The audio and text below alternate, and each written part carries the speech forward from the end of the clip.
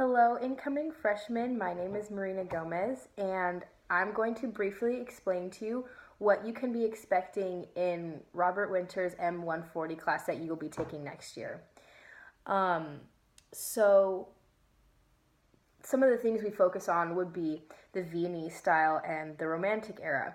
The Viennese style happened around 1750 to 1828, and the Romantic era was more of the 1829 to 1875. One of the most notable things that happened in the Viennese style was the symphony. Symphonies were first just the curtain to operas. It wasn't until the 18th century that symphonies gained its own category. Some of the more noticeable or notable composers would be like Haydn, Mozart, Beethoven, Schubert, Schumann, Brahms. And symphonies are broken down into 4 different movements. First movement would be fast movement, second would be slow, third would be a minuet, and fourth movement would be a fast arrangement. The first movement is usually a sonata. Sonata is basically material that appears in an earlier part of the movement in a key other than the tonic that returns before the end of the movement in the tonic. Now, sonata forms can actually be found in more than just the first movement of a symphony. They can be found in trios, quartets, concertos, even operas, which is really interesting. So, sonatas are broken down into exposition, development, and recapitulation. In the exposition, however, you have primary area, secondary area, closing, and then the transition into the development. For you, I'm going to play Haydn's Symphony Number 100 in G major, the first movement, which is the sonata form. This is part of his symphony, like I said, number 100. So this will give you a good example of a symphony and a sonata at the same time. I'm going to play for you the beginning of the exposition, the beginning of the development, and the beginning of the recapitulation so that you can hear all the differences between them. Let me go ahead and play that for you, thanks to Mita, by the way. So this is the exposition.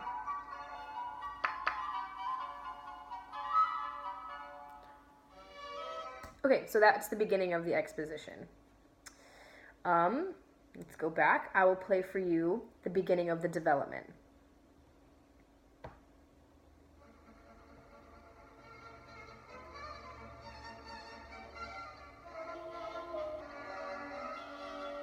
Okay, so much different than the exposition, right?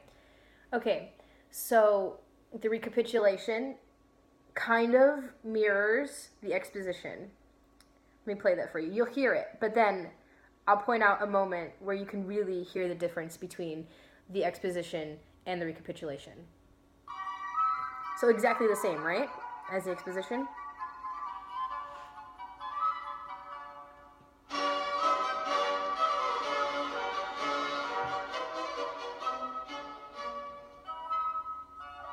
So a much fuller sound kind of does its own different thing. But yeah, it's similar, but not so similar. So another thing that we focus on in class that's defined for us is virtuosity. Virtuosity basically first was just a brilliant performer, whether it be a poet or an author or a musician, an artist, anything. And then we have virtuoso, who is a person who is has extraordinary abilities, ideally combining flawless technique and personal expression. Someone who does this would be Paganini. Paganini, I'm trying to find an example for you. Paganini is an Italian man who plays violin. And let me play you, if I can find it, this Caprice for solo violin that I think, if you don't know what virtuosity is, just like beautiful technique, beautiful expression, then you hear this, you're like, oh, okay, I get it now. Let me play this for you. This is Paganini.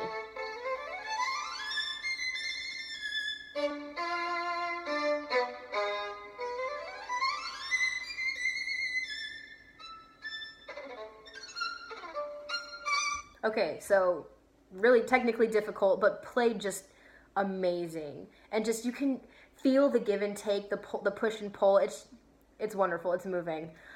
So let's step back from the musical aspects. You know, I talked about symphonies and sonatas and virtuosity. Let's step back from that for a second.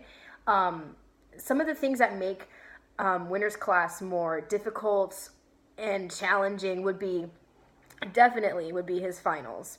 His finals are mostly just listening guides with like defining terms and things like that in an essay, but the most difficult thing would be the listening guides. And what he does is he plays a section of a piece of music, and you have to be able to determine from what era it came, who the composer was, other different things like that. And it's absolutely difficult, but it's so rewarding because once you understand it and you get it, you never forget it. And that's something that can be brought back past college, past UCLA, past everything. And you recognize that, and it's a wonderful gift. It's a wonderful ability that isn't just meant for tests. Obviously, it's meant for our lives as musicians. So because it's challenging, it's also rewarding. It's great. Another thing that is absolutely wonderful is All Stars. All Stars is where we learn a piece during the specific period by composers that we've been studying in that period and perform with other students for extra credit on the final. It's really fun. It's really fun to get together with your friends, make music. It's wonderful.